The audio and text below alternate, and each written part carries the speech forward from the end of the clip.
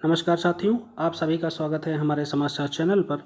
मित्रों, इस लेक्चर में हम लोग एक टेस्ट पेपर पर पूरा बातचीत करेंगे जिस प्रकार के प्रश्न आपके एग्ज़ाम में पूछे जाते हैं।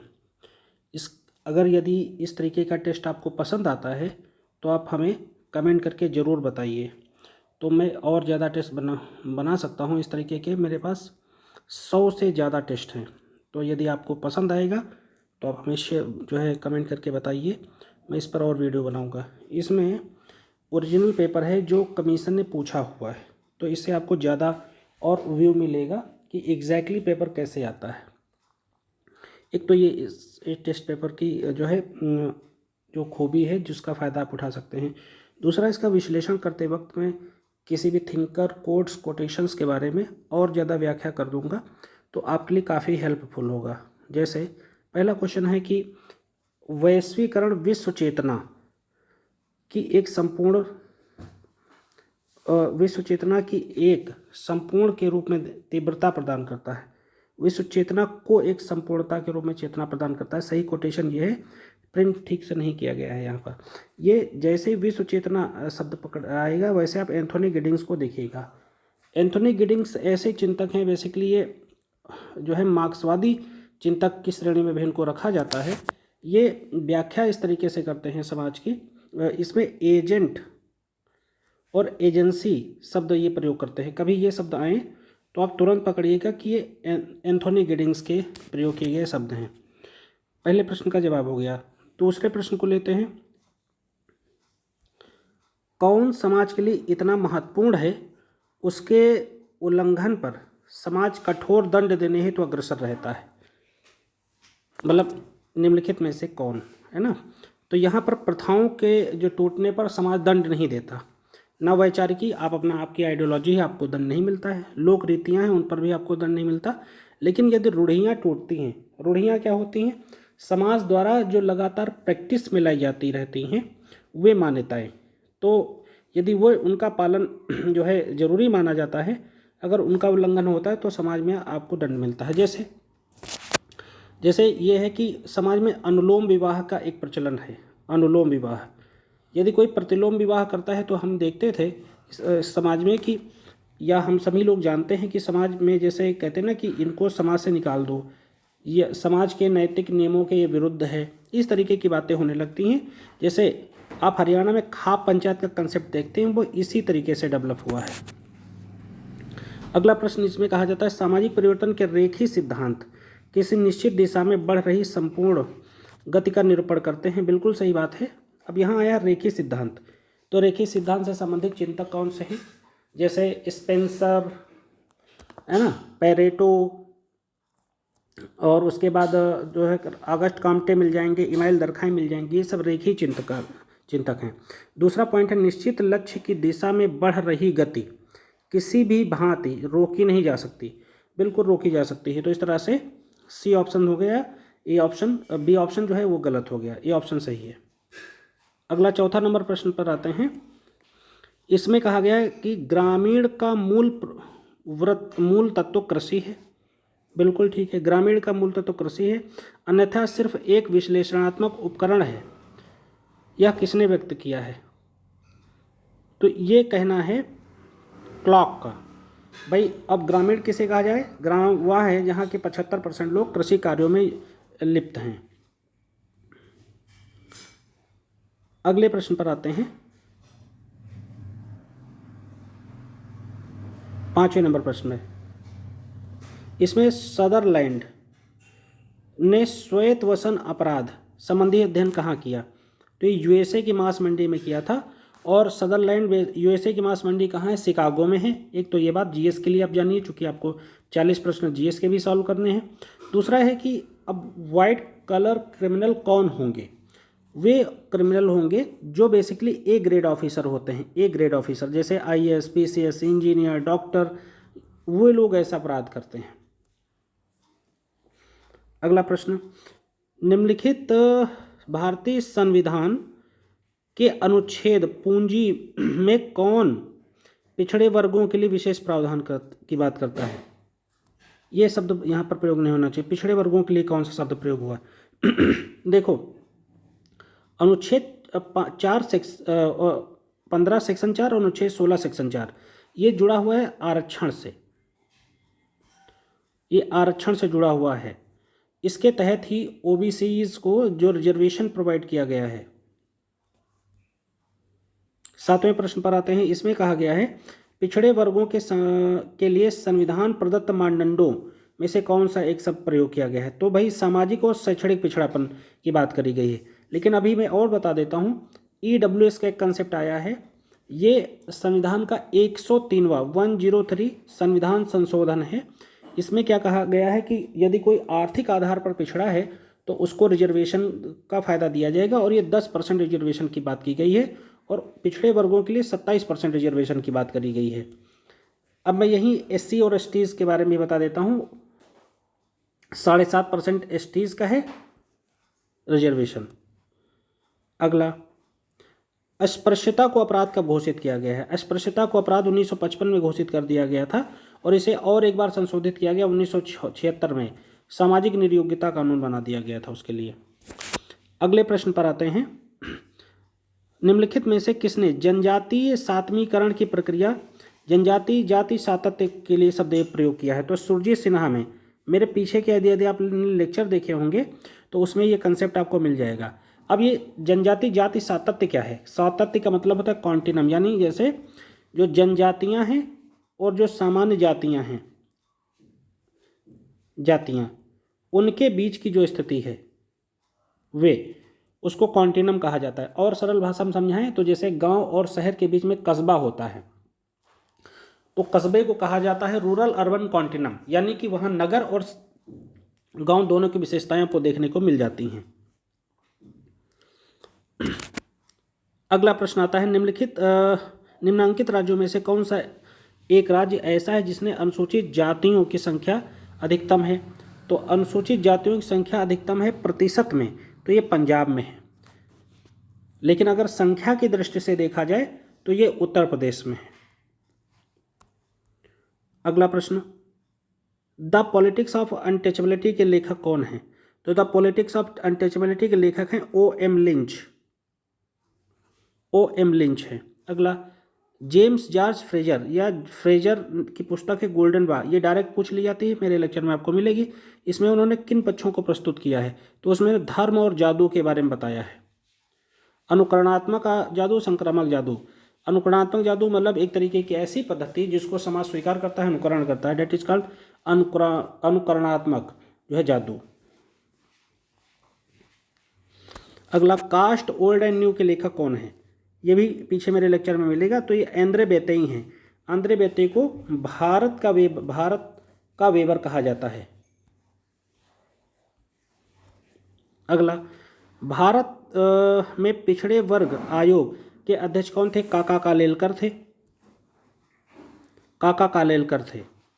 मंडल कमीशन के रिकमेंडेशंस उसके बाद आती हैं, और उसके बस 1979 में, और उसके बाद रिजर्वेशन को अप्रूव किया जाता है। 1992 से रिजर्वेशन प्रभावी है भारत में। आगे बढ़ते हैं। महिलाओं के उत्थान से संबंधित सामाजिक नीति उपागम को कैसे एक्सप्रेस किया जा रहा है। तो ये महिला सशक्तिकरण के लिए कहा जाता है। वर्ष 2000 को महिला सशक्तिकरण वर्ष घोषित किया गया था। अगला प्रश्न है, कौन एक दबाव समूह का अर्थ प्रस्तुत करता है। तो दबाव समूह जैसे आप कैसे, जैसे किसान विपक्ष, पार्टी में विपक्ष, संसद में विपक्ष है, वो दबाव समूह के रूप में, किसान विपक्ष जो है दबाव समूह के रूप में होते हैं। जैसे आपको मिल जाएंगे छात्रों का जो संगठन जिसे कहते हैं छात्र नेता, वो दबाव समूह के रूप में मिल जाएंगे। जातियों के संगठन होते हैं, वे आपको दबाव समूह के रूप में मिल जाएंगे। तो इसमें इसका अर्थ होता है दूसरों की क्रियाओं को नियंत्रित करने और प्रभावित करने के लिए, ये दबाव समूह का एक कंसेप्ट है। अगला प्रश्न आता है, इसमें कहा गया है मिलान करने के लिए। तो देखो, सरकारी नियंत्रण, कौशल और प्रौद्योगिकी प्रधानता, भारत पोषण की अर्थव्यवस्था और प्रतिस्पर्धा की प्रधानता, ये सब कहाँ पाए जाते हैं। तो आपको कौशल और प्रौद्योगिकी की प्रधानता, तो ये मिल जाएगा आपको जटिल अर्थव्यवस्था में। जैसे आजकल की अर्थव्यवस्था है, ये जटिल अर्थव्यवस्था कहली जाती है, जहाँ पर आप स्किल है आपके अंदर, तभी आप किसी कार्य में दक्ष हैं। दूसरा सरकारी जो है इसका सरकारी नियंत्रण कहाँ होती है? नियोजित अर्थव्यवस्था में। भाई हमारे यहाँ पर नियोजित अर्थव्यवस्था को 1942-44 में अपनाने की बात करी गई थी। आज़ादी के बाद भी हमारी नियोजित अर्थव्यवस्था है, मिक्स अर्थव्यवस्था के साथ। तो इस तरीके से फिर उसके बाद ये बी के साथ तीसरा लग गया। फिर सी का चौथा, भरण पोषण की अर्थव्यवस्था, ये कहाँ पर पाई जाती है? ये जनजातियों में पाई जाती है। ये लोग सरप्लस को बेचने में कोई विश्वास नहीं रखते। फिर उसके बाद डी का पांचवा लग जाएगा, प्रतिस्पर्धा की प्रधानता कहाँ है? मार्केट इकोनॉमी में है, बाजारू अर्थव्यवस्था में ये देखने को मिल जाएगी। अगले प्रश्न पर आते हैं, दबाव समूह का बहुलवादी सिद्धांत किसने दिया? तो ये इसमें रॉबर्ट डहाल इसका जवाब सही है।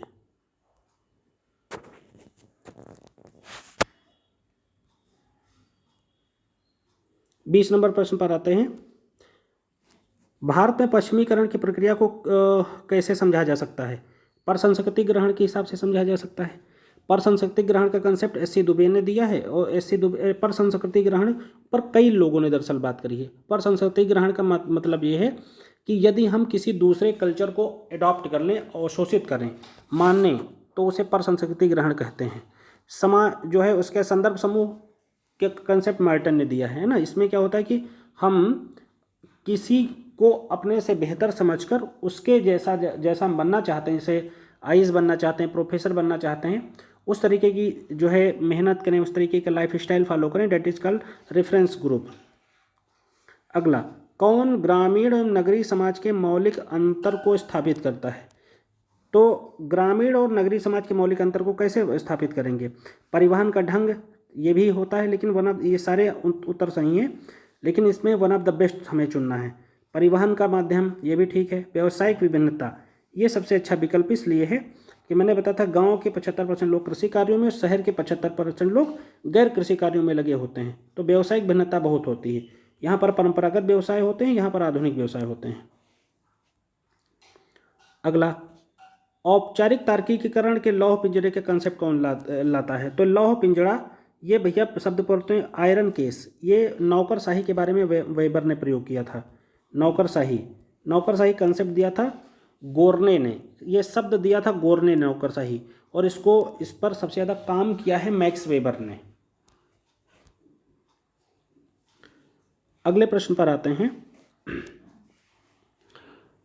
तो मिलान करना है। परिवार क्या है? समाजीकरण का साधन है। भाई हम सबसे पहले अपनी माँ से, पिता से, परिवार के सभी लोगों से सीखते हैं और सीखने की प्रक्रिया समाजीकरण है और ये जन्मजात होती रहती है। ठीक है। फिर धर्म क्या है? अलौकिक शक्ति में विश्वास है कि एक ऐसी नेचुरल स्पिरिचुअल पावर है जिसमें हम विश्वास रखते हैं। कानून क्या करता है? सामाजिक नियंत्रण करता है, औपचारिक सामाजिक नियंत्रण। शिक्षा क्या करती है? संस्कृति की रक्षक है। इस तरीके से ऑप्शन सी सही हो जाता है, एक पीढ़ी से दूसरी पीढ़ी जो है पहुंचाती है ज्ञान को। अगला, the power elite. The power elite concept किसका है? तो ये सी राइट मिल्स का कंसेप्ट है ना। और इसमें है क्या कि जो लोग पावर में होते हैं वो रूल करते हैं, ये इसका कोर कंसर्न है।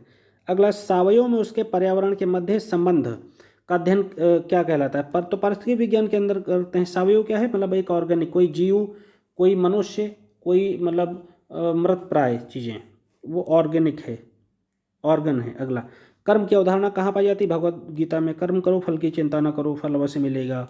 तो ये सबको पता ही है। अगला प्रश्न है, समाजशास्त्र का विशिष्ट संप्रदाय, इसको स्वरूपात्मक संप्रदाय भी कहते हैं भाई।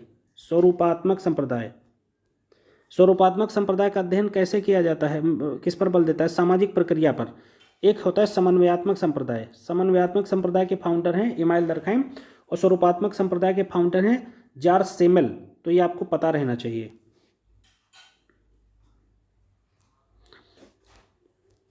अगला, निम्नांकित समाजशास्त्रियों में कौन सा एक स्वरूपात्मक संप्रदाय का अधिवक्ता नहीं है?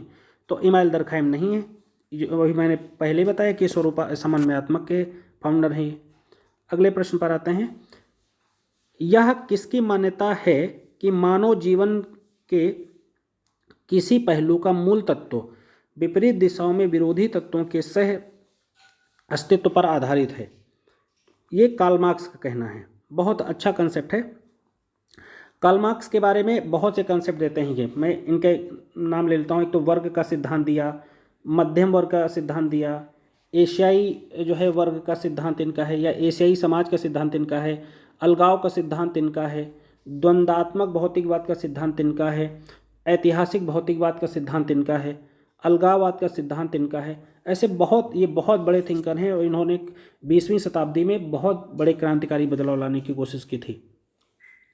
अगला, समाज के दो प्रकारों का वर्गीकरण लोक और नगरी के रूप में किसने किया है? तो रॉबर्ट रेडफील्ड लोक परंपरा और नगरी परंपरा के रूप में बात करते हैं। लोक नगरी निरंतरता यानी कॉन्टिन्यूम की बात करते हैं, कॉन्टिन्यूटी की बात करते हैं। आगे बढ़ते हैं।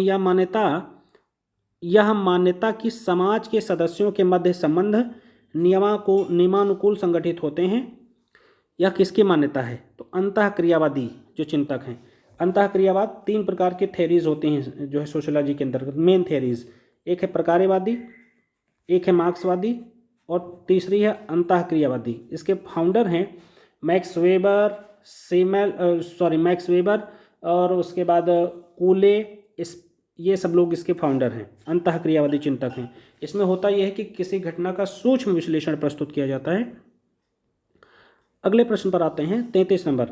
इसमें कहा गया, यह मत व्यक्त किया कि लोगों की संस्कृति, बस यही कोड वर्ड है, मुख्य निर्धारक उत्पादन का ढंग है। तो जैसे उत्पादन का ढंग, mode of production, production of relation, ये शब्द सब प्रयोग किए जाएं, बेसिक स्ट्रक्चर आधार संरचना शब्द प्रयोग किया जाए, ये सारे शब्द, या सुपर स्ट्रक्चर सब स्ट्रक्चर शब्द प्रयोग किया जाए, पैटी बुर्जुआ वर्ग यूज किया जाए, वो सब शब्द तुरंत आप कार्ल मार्क्स आंख मूंद कर लगा दीजिए, आपका उत्तर कभी गलत नहीं होगा।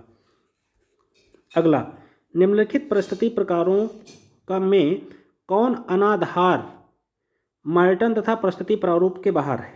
तो पैतृक जो है परिस्थिति, देखिए 2 प्रकार की परिस्थिति है, एक है अर्जित और दूसरी है प्रदत्त। अर्जित का मतलब क्या है? आप IAS बन जाएं, आप प्रोफेसर बन जाएं, आपकी जाति धर्म गुण कुछ भी हो, कोई फर्क नहीं पड़ता, आपने प्रतिस्पर्धा के द्वारा उसे अचीव्ड की है। एक होती प्रदत्त। प्रदत्त परिस्थिति में क्या होता है कि आपको जो है, आप जिस जाति धर्म में पैदा हो गए उस पर आपका हक नहीं है, आप उसी में जीवन जीते हैं। अगला प्रश्न, सामाजिक सांस्कृतिक परिवर्तन के सिद्धांतकार में से किसने तथ्य प्रस्तुत किया कि परिवर्तन बाह्य कारकों द्वारा समर्थन पाते हुए व्यवस्था के भीतर घटित होता है? जैसे आपने सांस्कृतिक परिवर्तन कोड पकड़ा, वैसे पिट्रिम सोरोकिन को लगा दीजिए। Social change, the social and cultural dynamics इनकी एक पुस्तक है ना, और तमाम चीज़ इनके काम है। इनका एक सिद्धांत है सीमाओं का सिद्धांत, ये एक बेसिकली चक्रीय सिद्धांतकार हैं, और ये 3 प्रकार के ऐसे बताते हैं पेंडुलम बनाकर, आइडियलिस्टिक, आइडिएशनल और सेंसेट, ये 3 प्रकार के कंसेप्ट लेकर आते हैं। जब भी आए तुरंत पिट्रिम सोरोकिन को लगाइए। अगला प्रश्न, पिट्रिम सोरोकिन को निम्न में से मध्य विभेद के लिए जाना जाता है तो ये डी ऑप्शन लगेगा। अंतःक्रिया की घनिष्ठता, संविदात्मकता और अनिवार्य व्यवस्था हेतु, ये 3 ऑप्शन ठीक हो गए। अगला, किसका अवलोकन है? अवलोकन का मतलब ऑब्जर्वेशन है कि सामाजिक संरचना संज्ञानता के स्तर पर चिन्हित प्रक्रियाओं में आविर्भूत होती है। तो लेविस स्ट्रॉस का कहना है सामाजिक संरचना संज्ञानात्मकता के स्तर पर। जैसे ही सामाजिक संरचना शब्द आया तुरंत आप लेविस स्ट्रॉस को पकड़िए और टिक करिए, आगे बढ़ जाइए, एकदम प्रश्न सही हो जाएगा, गारंटी है।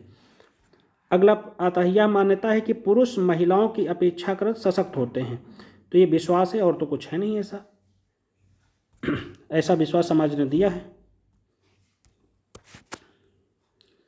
अगला प्रश्न, ये बेसिकली जो टेलकट लिखा है, ये टॉलकॉट पार्सन्स हैं, अमेरिकी सिद्धांतकार हैं, इनकी पुस्तक है, इनसे रिलेटेड मैंने वीडियो बनाया है, उसे आप देखिए।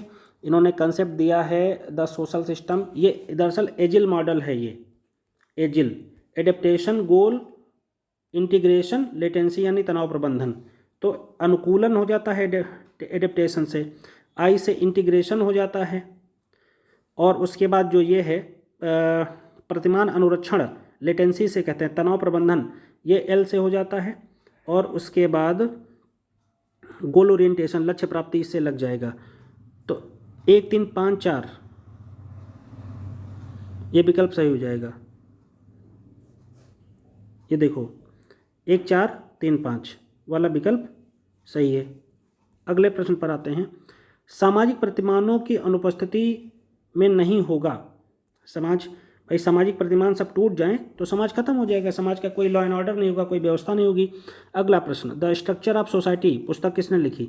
मैरियम जे लेवे ने लिखी है। अब बुक है डायरेक्ट, आपको याद ही करना है, कोई चॉइस नहीं है, लेक्चर में मेरे मिल जाएगी। अगला प्रश्न, भीड़ और श्रोता समूह के मध्य साधारण गुण क्या होता है? दोनों में भौतिक उपस्थिति होती है। भीड़ है तब भी आप भौतिक रूप से उपस्थित हैं, और श्रोता हैं, किसी मान लो आप अरिजीत सिंह को सुनने गए तो श्रोता समूह हैं, नरेंद्र मोदी जी को सुनने गए आप श्रोता समूह हैं, तो भौतिक रूप से आप उपस्थित होंगे वहाँ उनकी रैली में। अगला, सामाजिक संस्थाएं समान इच्छाओं द्वारा संस्थापित संगठित मानव संबंधों का पुंज कहा गया है। किसने कहा है? किंग्सले डेविस ने कहा है। संस्थापित मानव पुंज, जैसे ये वर्ड आएगा वैसे आप किंग्सले डेविस पकड़ेंगे, जो कि डेफिनेशन है, आपको रटना ही पड़ेगा। अगला, असभ्य समाज में यौन और उत्पीड़न संबंधी अध्ययन किसने दिया है? ऑप्शन ले लेते हैं। ये कंसेप्ट दिया गया है मेलिनोवस्की का। आगे बढ़ते हैं। उन्होंने ट्रोबियाट आइलैंड का अध्ययन किया था, और उन्होंने वहां पर कुला, और बता देता हूँ, कुला रिंग विनिमय सिद्धांत ये सब किए थे, और द गिफ्ट इनकी बुक है। आगे बढ़ते हैं। मनुष्य वही बनता है जिस प्रकार का कार्य करता है, बिल्कुल सही है। दूसरा प्रश्न, दूसरा कथन है, जैसा वह करता है उसी के अनुरूप उसकी सोच और भावनाएं बनती है, दूसरा भी सही, व्याख्या भी करती है, ये ऑप्शन सही हो गया। अगले पर आते हैं। मृतकों को प्रस्तुति प्रदान की जाती है। मृतकों को प्रस्तुति प्रदान की जाती है। ऑप्शन पहला, किसी भी समाज में नहीं, बिल्कुल गलत। उन समाजों में जहां पूर्वजों की उपासना होती है, जैसे भारत में अपने यहाँ 4-5 प्रकार के तो ऋण हैं, पितृऋण, फलाऋण, धमकाऋण।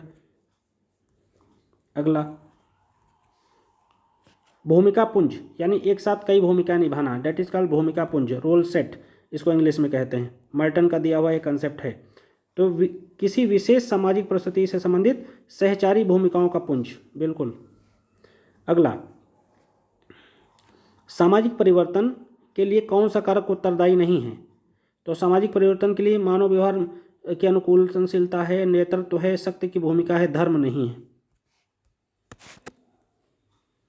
अगला प्रश्न, निम्नलिखित में से किसने वर्ग संस्तरण अध्ययन के ऐतिहासिक द्वंद्वात्मक उपागम को प्रयोग किया? मैंने क्या बताया था वर्ग संस्तरण के लिए? अब देखो यहाँ कार्ल मार्क्स नहीं दिया हुआ है, कंफ्यूजन होगी, तो एंद्रे बेतई यहाँ पर लगेगा, क्योंकि ये चेला हैं मैक्स वेबर के, और मैक्स वेबर वर्ग की बात करते हैं, वर्ग परिस्थिति दल 3 शब्द प्रयोग करते हैं मैक्स वेबर, तो ये यहाँ पर लगेगा। अगला, मैक्स वेबर ने भारतीय जाति की कौन सी विशेषता बताई? तो भारतीय जाति को बंद परिस्थिति समूह कहा इंडियन जो कास्ट है एज ए क्लोज क्लास है। तो डियर फ्रेंड्स, इस तरह से हमने 50 प्रश्नों पर बात की है। इस तरीके के मेरे पास काफ़ी टेस्ट पेपर हैं। यदि आप लोगों को हमारा लेक्चर पसंद आता है तो बताइए, हम इस पर वीडियो डेली बनाते रहेंगे, कम से कम 2 वीडियो, और हमारे चैनल को शेयर सब्सक्राइब जरूर कीजिए। यदि इस तरीके का इनिशिएटिव आपको नहीं चाहिए तभी आप कमेंट करके ज़रूर बताइए। शायद आप लोग कमेंट करते नहीं, नैतिक जिम्मेदारी आप नहीं समझते हैं, तो आप कम से कम इतना तो कर ही सकते हैं कि आप हमें कमेंट करके बताइए। यदि आपको हमारा पेड ग्रुप लेना है तो आप हमें कॉल करें 7054161270 पर। Thank you very much.